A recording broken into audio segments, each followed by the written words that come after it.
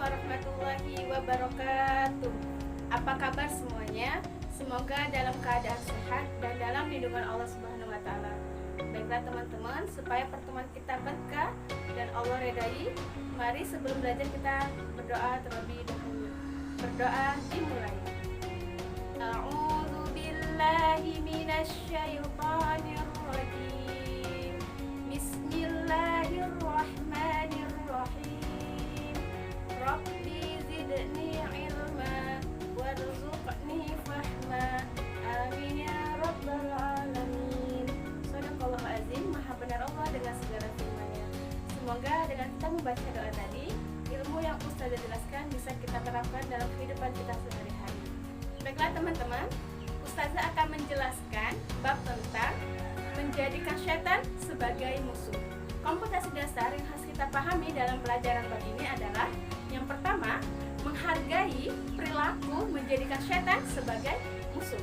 Dan yang kedua adalah mengetahui langkah-langkah atau cara bagaimana setan menjerumuskan manusia.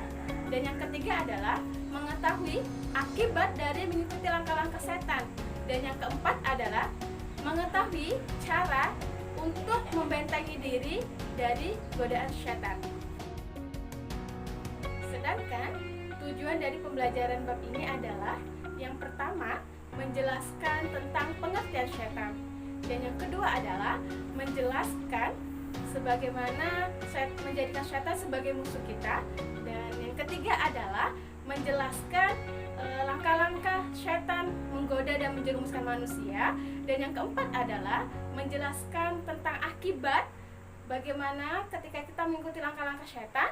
Dan yang kelima adalah menjelaskan cara kita untuk membentengi diri dari godaan syaitan. Pengertian syaitan adalah berasal dari tiga kata, sya, to, dan na, yang artinya adalah jauh. Dan berasal dari kata sya dan to, yang artinya adalah batal atau terbakar. Jadi pengertian syaitan adalah makhluk yang jauh dari rahmat Allah dan kelak akan dibakar dalam api neraka. Itu pengertian syaitan menurut bahasa. Dari istilah adalah semua yang durhaka dan semua yang jauh dari rahmat Allah, baik dari golongan manusia maupun dari golongan jin.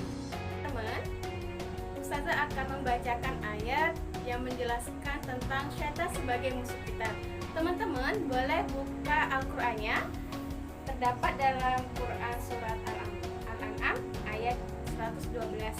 Kita baca sama-sama ya. Silakan dibuka Al-Qur'annya teman-teman.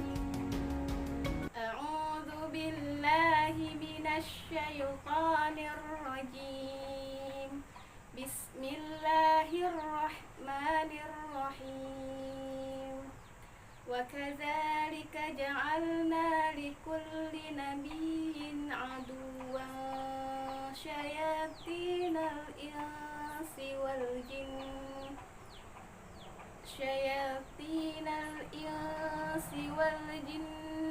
yuhi ba'duhum ila ba'din zuhrufal qawla khurura walau sya'a rabbuka ma fa'aluhu fazarhum wa ma yaftarun. Shadaqallahu azim. Maha benar Allah dengan segala firman-Nya, yang artinya adalah, dan demikianlah untuk setiap nabi kami menjadikan musuh yang terdiri dari syaitan-syaitan, manusia dan jin. Sebagian mereka membisikkan kepada sebagian yang lain perkataan yang indah sebagai tipuan. Dan kalau Tuhan menghendaki, niscaya mereka tidak akan melakukannya. Maka biarkanlah mereka bersama kebohongan mereka yang mereka ada-adakan. Itu teman-temannya penjelasan tentang syaitan sebagai musuh kita. Dari pengertian dari penjelasan ayat ini, mari kita jadikan syaitan itu sebagai musuh, bukan sebagai teman kita. Kita harus kuat untuk menjadi orang beriman dan bertakwa supaya apa? Supaya kita bisa melawan musuh kita, yaitu syaitan sebagai musuh kita. Teman-teman, kita harus mengetahui bagaimana cara-cara setan menjerumuskan kita. Cara yang pertama, mereka menjerumuskan kita yaitu pertama adalah setan membisikkan pikiran buruk. Jadi kalau teman-teman mempunyai pikiran yang buruk, selalu seuzon sama teman-teman atau ustaz-ustazah, selalu seuzon sama Allah, maka itu adalah datangnya dari setan. Buanglah pikiran buruk, masukkan pikiran yang positif dalam diri kita.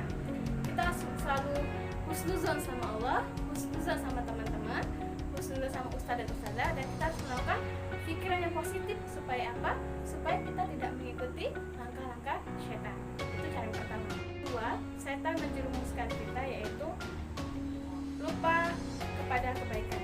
Jadi teman-teman ketika ingin melakukan kebaikan, namun teman-teman tidak melakukan kebaikan itu artinya setan sedang membisikkan dalam diri teman-teman atau pikiran teman-teman untuk tidak melakukan kebaikan tersebut. Nah, hasil teman-teman akan melakukan keburukan, bukan kebaikan. Karena setan ingin membuat kita lupa dengan kebaikan, namun terus melakukan keburukan. Dan yang ketiga, cara setan menjerumuskan kita adalah menjadikan maksiat sebagai keindahan. Jadi kalau teman-teman melakukan kemaksiatan dan itu terasa indah banget, dan itu kayak ngerasa surgawi, ya surgawi banget, dan teman-teman ngerasa dunia kayak milik saya sendiri, teman-teman sedang digoda dengan setan. Salah satu maksiat yang dibuat setan itu indah adalah pacaran, ya, mencuri, ya, pacaran, mencuri, dan kemaksiatan lainnya. Jadi kalau teman-teman melakukan kemaksiatan namun terlihat indah, itu adalah cara setan menjerumuskan kita. Jadi jauhkan maksiat yang sudah Allah larang. Karena ada Quran yang menjelaskan la taqrabuz zina, jangan dekati zina. Cara yang keempat, setan menjerumuskan kita, yaitu memberikan janji palsu. Teman-teman suka dibisikkan, lakukanlah keburukan, lakukanlah kemaksiatan, Allah itu Maha Pengampun kok. Bayangkan teman-teman, ketika teman-teman melakukan keburukan dan kemaksiatan, lalu saat itu cabut nyawa kita tidak sempat bertobat, maka saat itulah kita mati dalam keadaan su'ul khatimah atau mati dalam keadaan buruk. Setan suka ketika ada manusia yang meninggal dalam keadaan buruk, ya, atau meninggal dalam keadaan su'ul khatimah.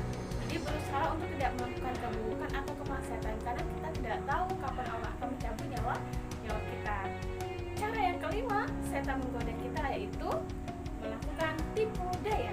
Teman-teman, tipu daya setan itu banyak banget. Yang harus kita pahami, semua tipu daya setan itu tidak akan pernah benar. Semuanya kebohongan.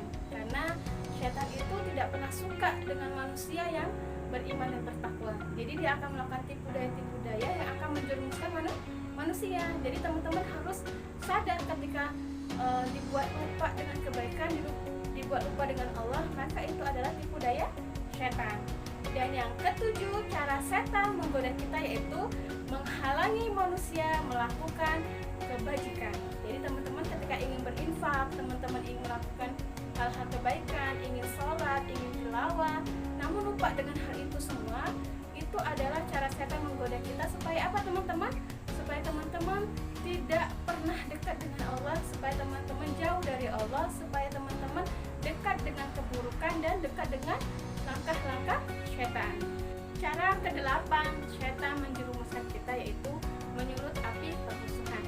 Ketika teman-teman suka berkelahi di kelas, suka berantem, suka melihat teman-teman yang lain berhasil namun kita syirik, dan itu kita akan mengajak mereka adu domba gitu. Nah, itu adalah cara setan menggoda kita. Jadi jauhilah langkah-langkah setan tadi. Supaya apa? Supaya kita menjadi orang yang dekat dengan Allah, supaya kita menjadi orang yang kelak bisa masuk surga, dan supaya apa? Supaya setan menangis ketika kita melakukan kebaikan-kebaikan. Karena setan akan menangis ketika kita tidak mengikuti langkah-langkah setan. Setan akan menangis ketika kita melakukan kebaikan-kebaikan, dan setan akan menangis ketika kita dekat dengan Allah. Maka sebagai musuhnya setan, kita buatlah setan itu menangis, ya, karena setan adalah musuh yang nyata bagi manusia. Baiklah teman-teman, selanjutnya Ustazah akan menjelaskan akibat dari mengikuti langkah-langkah setan. Ketika teman-teman sudah mengetahui cara-cara setan menjerumuskan kita, maka ketika kita mengikuti langkah-langkah setan tersebut, akibat yang kita akan peroleh yang pertama, menderita kerugian. Jadi teman-teman kalau mengikuti langkah-langkah setan, dilihat di dunia dan di akhirat. Di dunia kita akan menderita dengan tidak adanya teman, di dunia kita akan dijauhkan dari kebaikan-kebaikan, dan di akhirat kita akan disisa ke dalam api neraka. Dan yang kedua adalah kesesatan yang nyata. Jadi teman-teman, ketika mengikuti langkah-langkah setan itu adalah kesesatan yang nyata. Kita sudah mendapatkan petunjuk dari Allah, kita sudah mendapatkan petunjuk dari Nabi Muhammad. Ketika kita mengikuti langkah-langkah setan, maka kita akan menjadi orang yang sesat, ya, sesat dalam keadaan nyata. Dan akibat dari ketiga ketika kita mengikuti langkah-langkah setan adalah menempuh jalan api neraka. Jelas ya teman-teman, karena tadi pengertian setan adalah makhluk yang jauh dari kebenaran dan akan masuk ke dalam api neraka. Jadi ketika kita mengikuti langkah-langkah atau jejak-jejak setan tadi, maka kita akan menempuh ke dalam api neraka. Janji setan kepada Allah adalah ingin mengajak manusia ke dalam api neraka dan menjadikan teman di dalam api neraka. Teman-teman jangan mau menjadi temannya setan. Jadi jauhi hal-hal yang menjerumuskan kita dalam kesesatan. Dan yang keempat, akibat dari mengikuti langkah-langkah setan adalah mendatangkan penyesalan. Kalau teman-teman mengikuti langkah-langkah setan, yang terjadi adalah kita akan menyesal, baik itu di dunia dan di akhirat. Karena nanti di dunia kita akan menyesal dan di akhirat pun akan menyesal, karena kita akan masuk ke dalam api neraka yang panasnya luar biasa. Ketika kita sudah ke dalam akhirat, kita masuk ke api neraka, kita tidak bisa lagi balik ke dunia untuk berbuat baik atau beribadah kepada Allah. Maka jauhilah langkah-langkah setan, karena akibat yang kita peroleh sangat luar biasa teman-teman. Nanti teman-teman akan mendapatkan penyiksaan yang itu tidak ada hentinya teman-teman. Baiklah teman-teman, setelah teman-teman mengetahui pengertian setan, teman-teman sudah mengetahui bagaimana cara setan menjerumuskan kita, teman-teman sudah mengetahui akibat dari mengikuti langkah-langkah setan, maka hal yang harus kita lakukan, hal yang paling penting kita lakukan adalah bagaimana cara kita untuk membentengi diri kita supaya tidak tergoda dengan langkah-langkah setan. Jadi cara yang pertama untuk membentengi diri kita dari goda setan adalah, yang pertama adalah beriman dan bertawakal kepada Allah. Beriman dan bertawakal ini teman-teman harus berbanyak beribadah kepada Allah, meningkatkan kualitas ibadah kita kepada Allah. Sholat, tilawah, zikir, dan melakukan kebaikan-kebaikan lainnya teman-teman. Jadi ketika kita sudah mendekatkan diri kepada Allah, beriman dan bertawakal tadi, insya Allah sedikitnya godaan-godaan setan itu akan kita hempas dengan kebaikan-kebaikan kita. Dan yang kedua adalah cara membentengi diri dari godaan setan, ikhlas dalam beribadah kepada Allah. Ketika teman-teman sudah melakukan kebaikan atau ibadah tadi, teman-teman harus ikhlas, tidak boleh mengeluh sedikit pun. Ketika teman-teman sudah mengeluh, maka gugur kebaikan yang teman-teman lakukan tadi. Jadi ketika teman-teman sudah beribadah dan melakukan kebaikan, hal selanjutnya adalah ikhlas dalam melakukan ibadah tersebut. Dan yang ketiga adalah menuntut ilmu agama dari sumber pemahaman yang benar.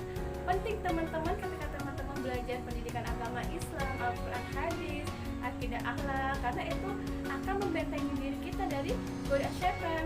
Dengan belajar ilmu agama tadi, teman-teman akan menjadi orang yang lebih dekat dengan Allah. Makanya cara membentengi kita dari godaan setan tadi adalah memperbanyak ilmu agama. Dan yang keempat adalah membentengi diri dengan banyak zikir. Teman-teman dianjurkan untuk selalu membaca zikir al-masyhur pagi dan petang. Itulah cara kita untuk membentengi diri dari godaan setan supaya kita tidak terjerumus. Teman-teman, dan sekian banyak cara kita untuk membentengi dari godaan-godaan setan. Semoga teman-teman bisa. Teman-teman yang soleh dan soleha, itulah penjelasan tentang menjadikan setan sebagai musuh. Yang saya jelaskan tadi adalah pengertian setan, cara-cara setan menjerumuskan kita, akibat yang kita peroleh ketika kita melakukan langkah-langkah setan, dan cara membentengi diri kita dari godaan setan. Nah, semoga teman-teman kita bisa terhindar dari godaan-godaan setan, dan semoga kita bisa menjadi orang yang beriman dan bertawakal kepada Allah, serta menjadi hamba yang taat kepada Allah. Amin ya robbal alamin. Sebelum Ustazah tutup, mari kita sama-sama untuk membaca